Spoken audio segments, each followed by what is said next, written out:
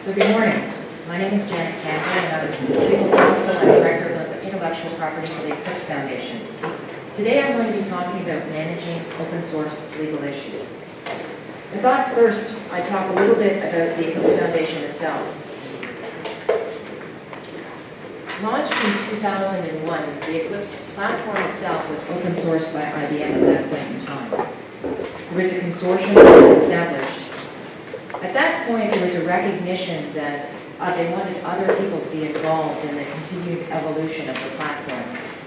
Some people expressed some concerns, though, that IBM, as the initial author of the code and through IBM's continued participation, that they were still a dominant player. And so some competitors were not as keen to get involved in continuing to evolve the platform.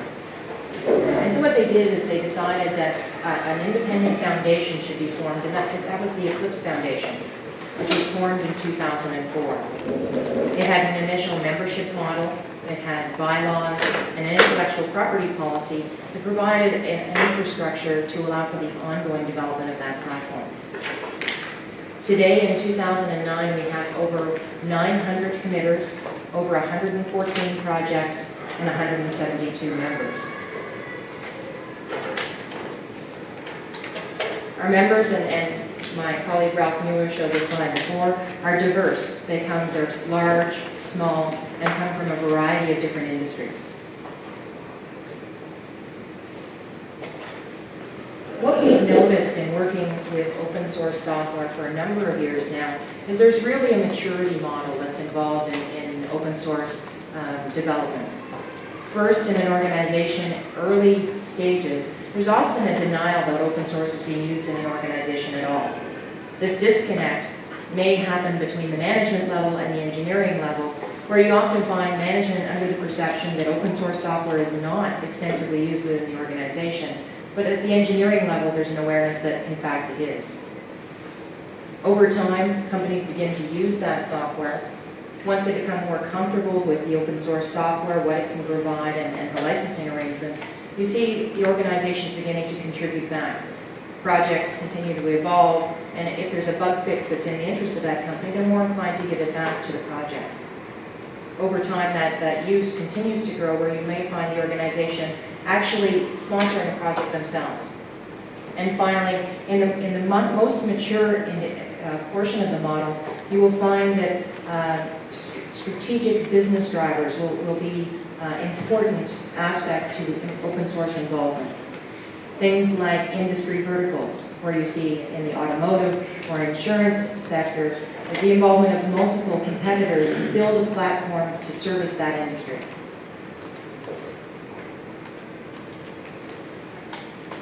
We see it as a new way for open collaborative development.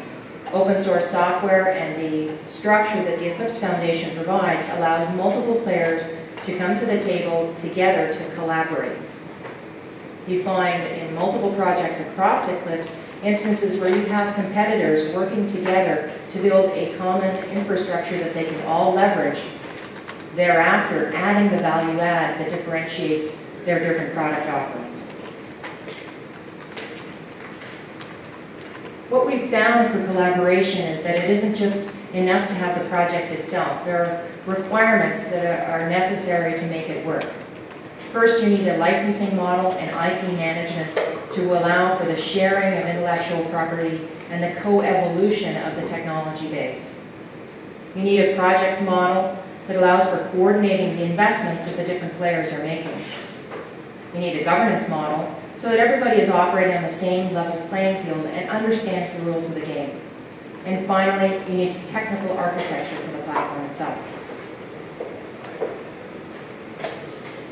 Today I'll be focusing on the IP management side of things, and we'll do that from two perspectives. First, we'll do it from the open source software standpoint. What is open source software? What are some of the open source software licenses and what makes them different? And then we'll look at doing your homework, better understanding what open source software you are consuming, where it's coming from, who authored the code, and some of the licensing issues that come into play. So what is open source software? Well, if you Google that, you'll come up with a variety of different answers. But fundamentally, it's a distribution of code where the source code is also included in the distribution. You get a variety of different licenses and types of licenses across a spectrum, which I'll talk about later, but fundamentally, that's the key driver. And in addition to that, it should be noted that there is no obligation to distribute open source software. You can use it internally for your own internal purposes, so that's not a key distinguishing factor.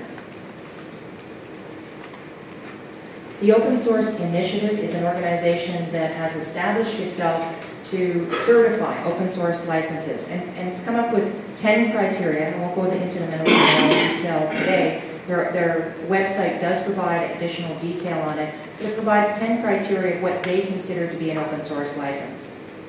The Eclipse public license, for example, is OSI certified. The BSD template that you often hear about is also certified. Mozilla public license, and many others.